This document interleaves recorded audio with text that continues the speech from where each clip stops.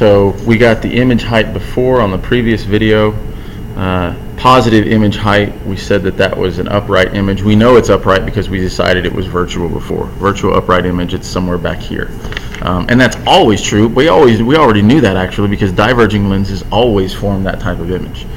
Magnification now, to get the magnification, you can either do DI, negative DI over DO, or HI over HO. It doesn't really matter.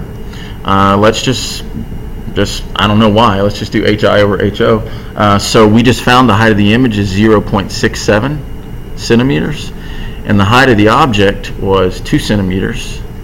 So 0.67 divided by 2 is all we have to do, and that gives 0.67 divided by 2 gives us 0.335, 0.34.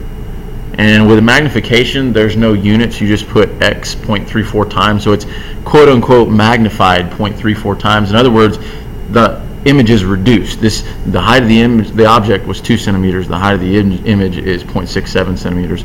It's a small image, which is what you get in a concave lens, right? So the image, that's the magnification part of the image. Pretty simple. All right, let's spend a little time drawing some ray diagrams.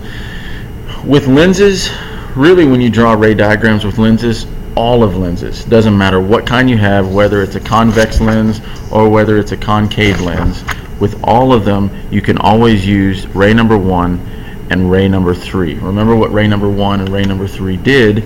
On the front of our notes we said that ray number 1 goes parallel to the principal axis, horizontal, and then it's refracted through the focus.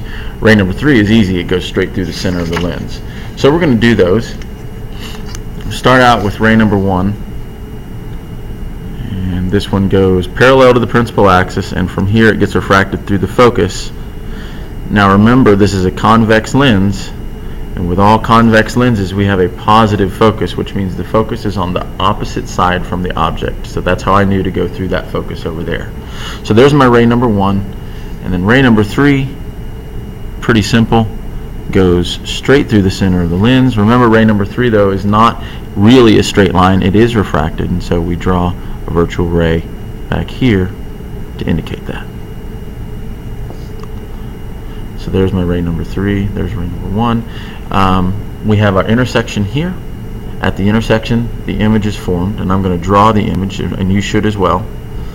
And now we can see, we already know that the image is real because these are real rays that are crossing. And we also know that every real image must be inverted, which ours is, because we started above the principal axis and we ended up below. This one, if we compare the sizes, looks like this one is reduced in size. However, remember, the enlarged reduced part I don't care that much about. Specifically for these two, it's going to be harder to tell. So I want you to do all the rest of these 2 through 5 on your paper on your own. Pause the video for a minute because the answers come after this, and see what you get for all of these, and then see if you can match what I have. So pause the video and go ahead and do those. Alright, so yours should, I hope, look something like this. So we had our number 1. Number 2 looks like this. Number 1 is parallel and through the focus. Number 3 is through the center of the lens. They intersect here. We get the same thing as we did before, real and inverted. These are actually the same size. If you didn't get the same size, that's okay. I'm not concerned about that. In number 3, the object is inside the focus, inside the center of curvature on the other side. Parallel through the focus, ray number 1, through the center of the lens, ray number 3. Now we get back over here. This one looks like it's bigger, but it's still real and inverted, but this one is enlarged. Should be able to get that, I think. Virtual ray should be back here, I just didn't draw it. 4 and 5 are the ones that are fun. With number 4, the object is at the opposite focus. So we get parallel through the focus, through the center of the lens. If you do that just right and carefully, both of these virtual and real rays will be parallel to each other, which means we get no image formed. We have nothing, so we can't even answer these questions. This is what you get with a magnifying glass. You understand that a magnifying glass magnifies the image when it's up close, but at some point, let's see if we can do this. At some point we get a whole bunch of nothingness, and looks like it's about there. You can use that, do that at home with your own magnifying glass if you have one. You'll notice that at some point you get just no image, you get nothing. It's a bunch of blurred stuff, and that's what's happening here. When the object you're looking at is at the focus, you get no image. It's when the object is inside the focus that we get to use a magnifying glass for its intended purpose. Once again, ray number 1 is parallel and through the focus. Ray number 3 straight through the center of the lens. You'll notice the real rays do not intersect, but their virtual rays do intersect back here at the back. Since it's virtual rays intersecting, we have a virtual image. Virtual images are always upright, and so we drew this one upright, and it's much larger than the object, so it's enlarged. This is the magnifying glass. So if you're using a magnifying glass, the only way you get the big image is if the object you're looking at is actually inside the focus. That's the way that works. All right, if you go to the back, let's do one of these on the back. These are concave lenses. Remember that a concave lens has a negative focus. That means the focus is on the same side as our object. But we're still going to use, remember, ray number 1 and ray number 3, same 2 rays.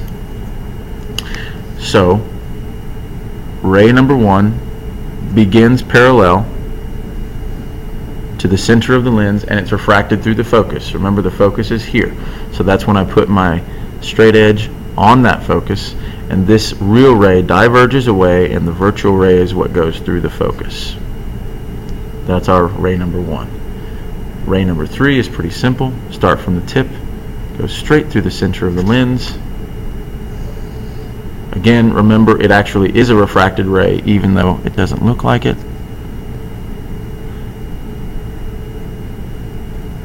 Virtual ray goes back here. All right, so now we can see virtual rays crossing here. Draw the image. Looks like this. It's small, it's virtual, it's upright, and that's the image that we get. That's what we got in the notes before. And go ahead and do the rest of these for practice if you want, but you already know that this is going to be the case for all of the rest of these. When you do ray number 1 and number 3, you get an upright virtual reduced image every single time. That's lenses.